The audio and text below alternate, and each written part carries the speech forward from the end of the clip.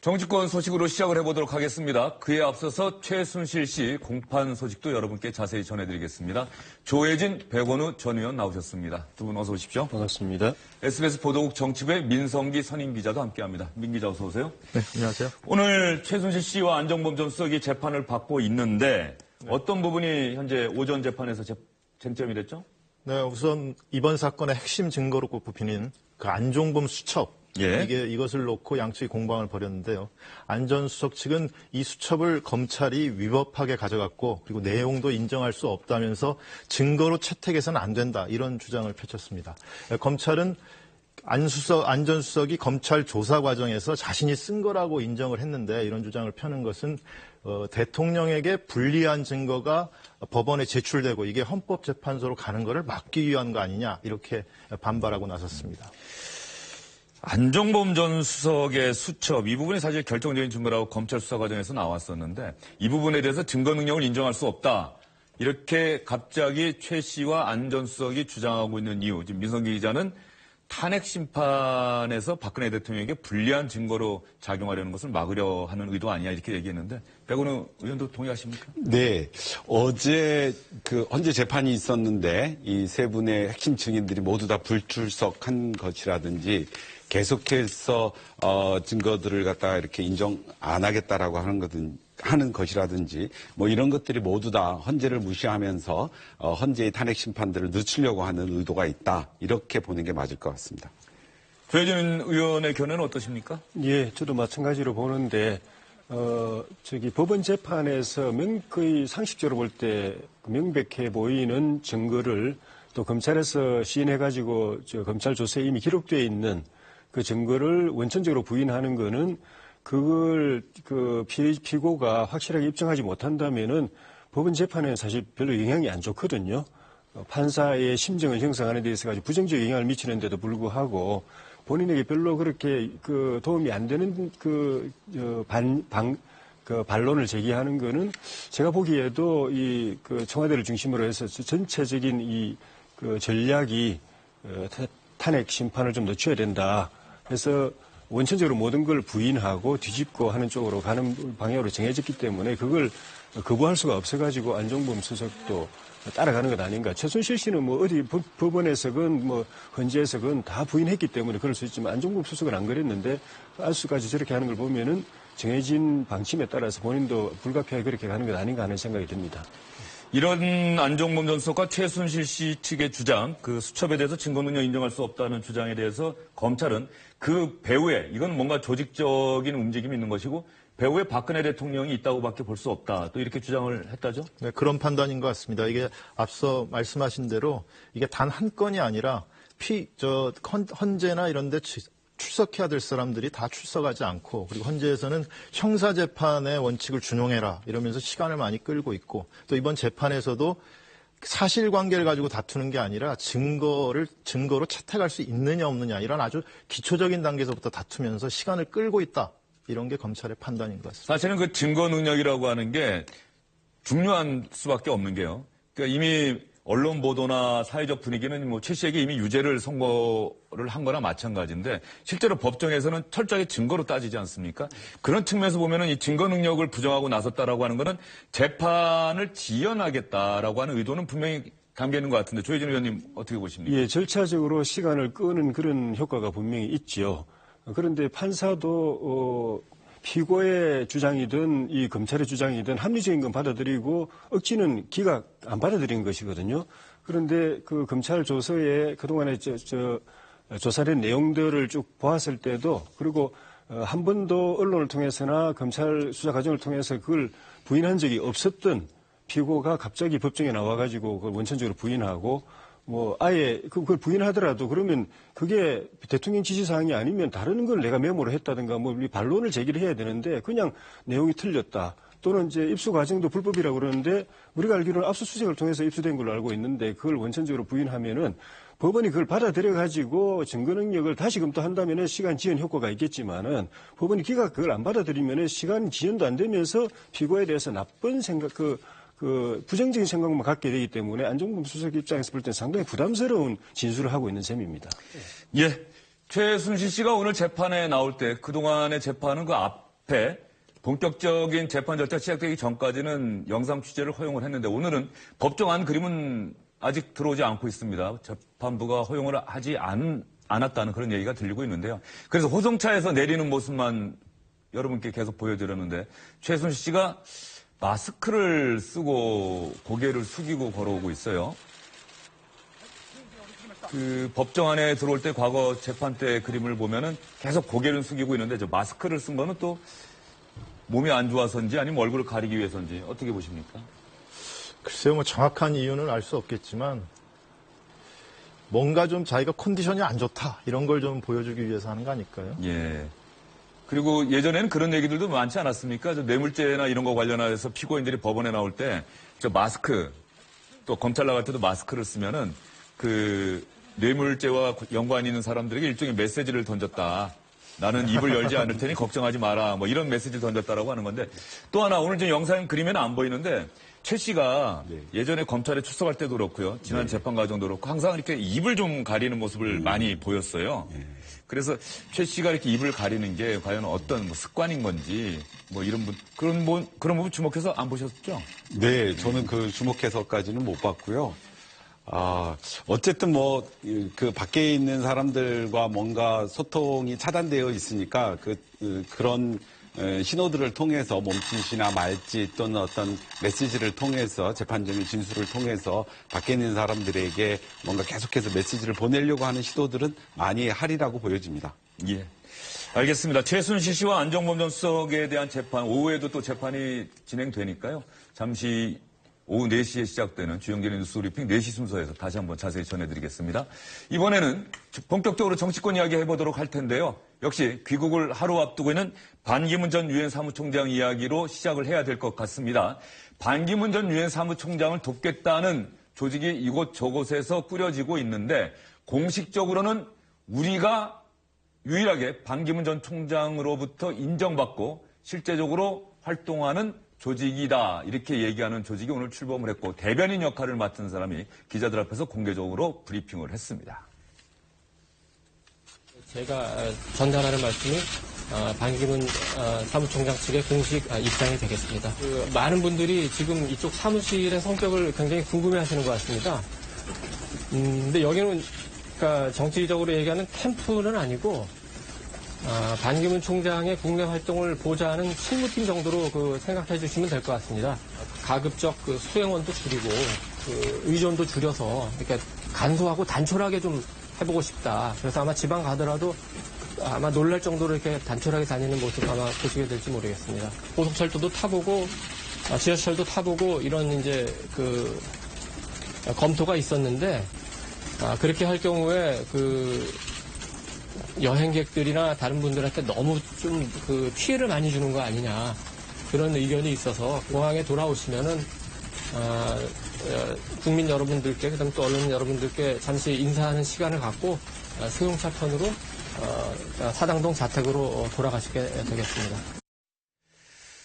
상당히 자세하게 반기문 전 총장이 내일 귀국하고 나서 어떻게 움직일 것이다라는 얘기를 하는데 이도훈 대변인이 우리 기자 출신 아닙니까? 네, 서울신문 부국장 출신이고요. 외교부를 출입한 그런 경력도 있고 정당도 출입했던 적이 있는 그런 정치부 기자 출신입니다. 그러니까 기자를 그만둔 지가 얼마 안 된 것 같아요. 한 1, 2주 전에 갑자기 그만뒀는데 아마 이 대변인 역할 대변인 때문에. 역할을 하기로 하고 이제 이 팀이 이제 마포에 있는 반기문 전 총장의 이제 실무 보좌진들인데요. 총괄은 김숙 전 유엔 대사가 맡게 돼 있고 대변인은 지금 이도훈 씨가 오늘서부터 맡아서 활동을 시작한 것으로 보입니다. 예, 반기문 전 유엔 사무총장이 내일 들어오는데 일단 오늘 대변인 브리핑에서 눈에 띄는 대목은 단출하게 다닐 것이다.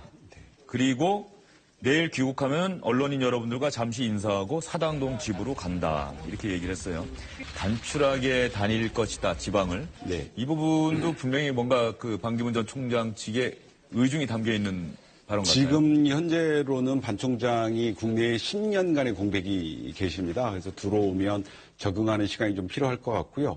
그 다음에 이제 귀국하는 날 이제 외국으로부터는 큰 선물이었지만 조카가 뉴욕 남부 연방법원에 기소가 됐습니다. 이런 것을 비롯해서 지금 반기문 총장을 둘러싼 많은 의혹들이 제기되어 있는 것이 있습니다.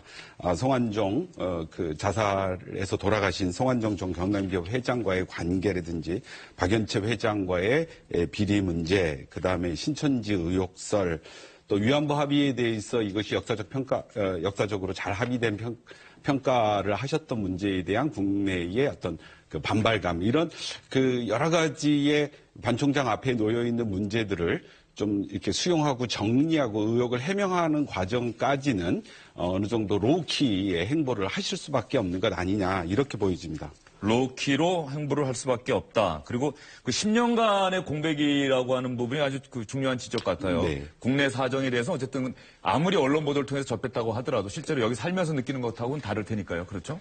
본인이 그런 이제 생경함도 있겠지만 무엇보다도 표를 가진 국민들이 이제 그렇게 생각하는 게 문제죠. 본인은 뭐 다 알고 있다 하더라도 국민들이 표줄 국민들이 저분이 10년 동안 나라 떠나 있었는데 유엔에서만 일하셨는데 그 10년 동안에 이 땅에서 어떤 일이 있었고 어떤 고초가 있었고 어떤 위기가 있었고 개개인의 삶에 어떤 힘든 과정이 있었는지 그에 대한 고민과 해법이 있을 것이가라는 데 대해서 이제 그 물음표를 갖고 있는 그것이 문제고 그걸 이제 돌파를 해야 되는데 초기에는 이제 들어오실 때 이 국제 무대에서 성공한 대한민국의 표상으로서 좀 이렇게 금이환영하면서 이렇게 바람머리, 새머리, 그래서 대세로운 머리를 하려고 생각을 했었던 것 같아요. 보도를 보면은. 근데, 그게 아니다. 이 분위기가 그런 쪽으로 가서는 곤란하겠다라고 해가지고 낮은 자세로 소박하게 또 국민의 삶 속으로 들어가는 쪽으로 바꾸어서 이제 시작을 하는 것 같습니다. 그게 이제 어떻게 보면 이 캠프에 약간의 그동안에 있었던 여러 가지 혼선들이 귀국하는 시점에서도 다소 이제 혼란스러운 모습을 이제 보여주고 있는데 어쨌든 그 방향은 저는 옳다고 봅니다. 10년 동안에 본인이 떠나 있었던 것을 갖다가 국민들과 스킨십하고 또 이제 피부로 접하고 삶의 현장을 보면서 그 간격을 좁히는 것이 대선이 또 짧아졌기 때문에 짧은 기간 안에 그걸 해주고 또 국민이 그걸 또 이해하고 납득하고 받아들이는 그 과정이 있어야 되기 때문에 그렇게 갈 수밖에 없고 이 상황에서 무슨 대회하고 이러면서 판을 크게 벌리는 거는 시간 낭비가 아닌가 생각이 됩니다.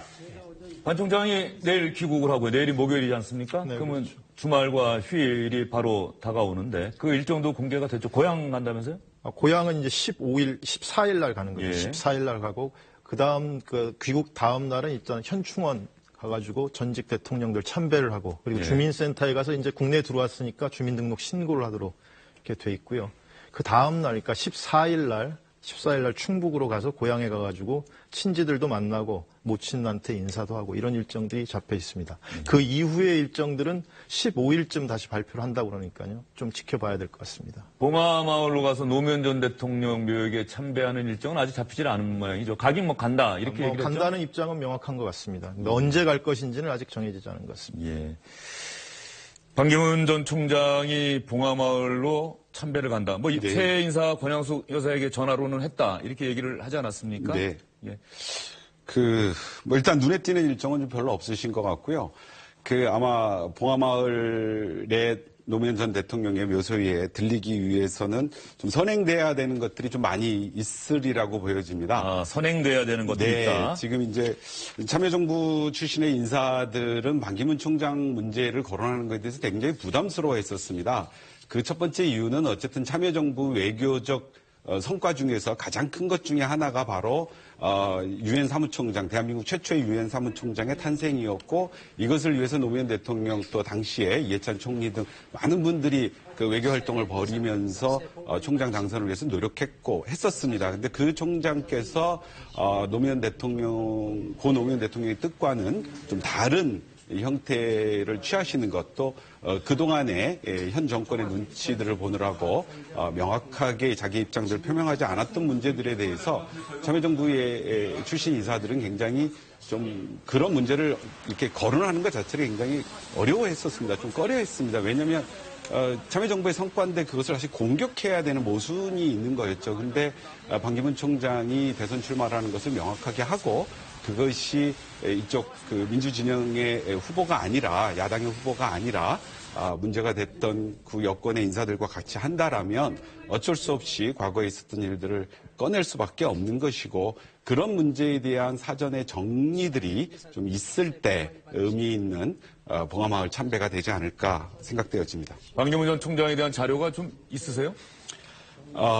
이제 그 당시에 청와대에 계셨던 분들이나 관료를 같이 하셨던 분들, 특히 그 유엔 사무총장의 과정이 좀 복잡했었습니다. 원래는 그 주미대사를 하셨던 홍석현 전 대사께서 유엔 사무총장 도전을 준비를 하셨던 것이 중앙일보 회장 말씀하신 거죠? 그렇습니다. 근데 그 분이 이제 낙마하시고 저 외교보좌관이었던 반기문 보좌관이 차관에서 장관으로 승진해 가면서 이런 여러 가지의 과정들을 잘 알고 있기 때문에 이 과정들에서 반기문 총장이 좀 더 이렇게 해명하셔야 될 것들이 좀 많이 있고요.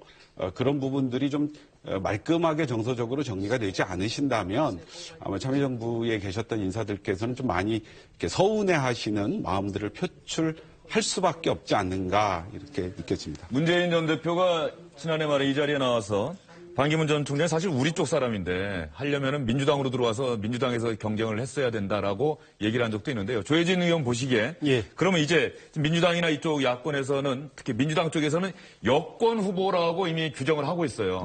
반기문 전 총장이 대선에 출마한다면 조혜진 의원도 그 주장에 동의하십니까? 여권이란 게 지금 이제 분리되어 있고. 새누리당과 바른정당 다 여권이라고 할 수 있겠죠. 그렇게 본다면은 거기를 포함한 안철수 전 대표의 국민의당까지 이 포섭이 되어 있는 흔히 말하는 이제 3지대, 제3지대를 놓고서 여기에 단일 후보가 되는 것을 최종 목표로 추진하지 않을까 하는 그런 생각이 듭니다. 그래서 일단 이제 그 구정 전에 그 곳곳을 돌아다니면서 이제 통합 행보도 보이고 그리고 민심을 그 직접 피부로 접하면서 자기를 어떻게 받아들인가를 아마 볼 거예요. 그리고 실제 수치상으로도 지지율이 이게 오르는 건지 아니면은 뭐 정치하는 건지 또는 거꾸로 내려가는 건지 이런 것들을 보고 나서 근본적으로는 출마 여부 자체부터 또는 출마한다면은 어떤 비전과 메시지로 국민에게 접근해야 될 것인가. 이걸 그 과정에서 정리를 하고 나서 구정 이후에 여론조사 결과를 보고 최종적인 입장을 정리를 하지 않을까 하는 생각이 듭니다. 그 부분에 대해서 지금 아직 중요한 거는 반기문 전 총장이 출마 선언 안 했어요. 사실은. 근데 이미 이제 우리 언론이나 또 국민들은 출마를 기정사실화하고 있는데 그 부분에 대해서 그 이도훈 대변인이 기자들의 질문에 대한 답변한 얘기가 있습니다. 출마 선언을 특정한 장소에서 하실 계획이 있으신가요? 지금 여와 야의 여러 정치인들 계시지만 그 중에 지금 공식으로 출마 선언하신 분이 계신가요? 그렇지 않은 걸로 알고 있습니다. 지금 뭐 그런 얘기하기에는 너무 적절하지 않은 것 같습니다. 지금 오늘 현재도 굉장히 정치적으로 변수도 많고 적어도 설까지는 그런 그 정치적인 뭐 이벤트나 전국에 그 영향받지 않고 그 민생 행보를 하자. 그건 이제 확실한 저희들 방침입니다. 그리고 황교안 대통령 직무대행은 당연히 귀국 인사를 유엔 사무총장으로서 전직 유엔 사무총장으로서 산부요인을 만나 뵈야 되니까 당연히 황교안 총리도 만나 뵐 겁니다. 설 연휴 전에는 어쨌든 간에 뭐 출마 선언한다거나 이런 일은 없을 것이다는 얘기 같아요. 일단은 뭐 설 연휴까지는 민생 행보하면서 국민의 좀 목소리도 듣고 그리고 본인이 던지는 메시지가 아마 있을 겁니다. 그러니까 본인이 내가 대통령 하고 싶다 이렇게 출마하는 게 아니라 국민들이 이런 인물을 원하고 거기에 내가 적합하니 출마한다 이런 모양새를 좀 만드는 거 아닌가 싶고요.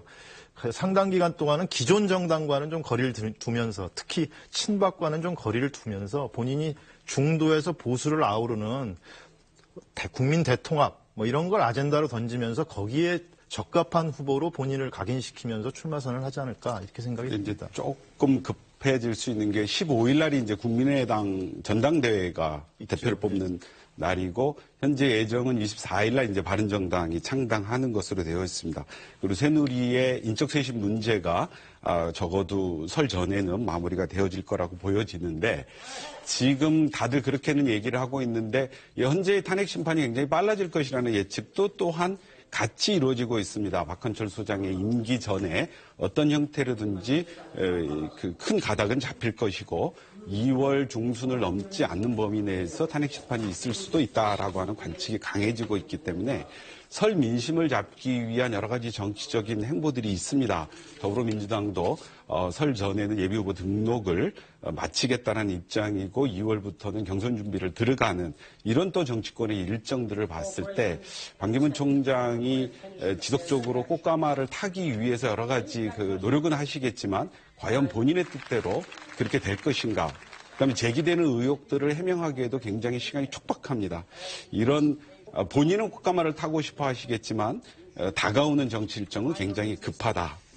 실제로 지금 말씀하신 게 이제 내일 귀국을 해야 되는데 미국 언론에 보도가 됐어요. 뉴욕 검찰에 의해서 반기문 전 총장의 동생과 조카가 뇌물 혐의로 기소가 됐다.